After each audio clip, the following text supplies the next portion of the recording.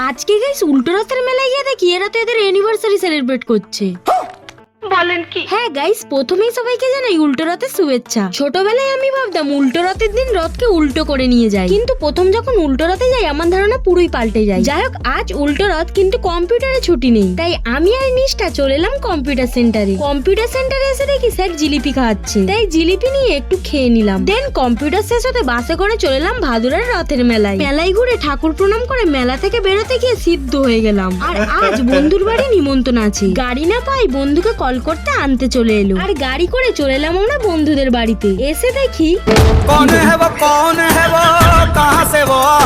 বাহুবলী আর দেবসেনার anniversary পালন করা হচ্ছে। যারা আমার অনেক আগে থেকে ভিডিও দেখো তারা তো জানোই, আগের বছর এই মাসেই ওদের মজা করে বিয়ে দিয়েছিলাম। যাই হোক, ওদের অ্যানিভার্সারি পালন করে খাওয়া দাওয়া করে বেরিয়ে পড়লাম বাড়ি যাওয়ার উদ্দেশ্যে। আজকের ব্লগটা এতটাই, বাকি তোমাদের ব্লগ ভালো লাগলে সাবস্ক্রাইব বাটনটা ভেঙে দাও।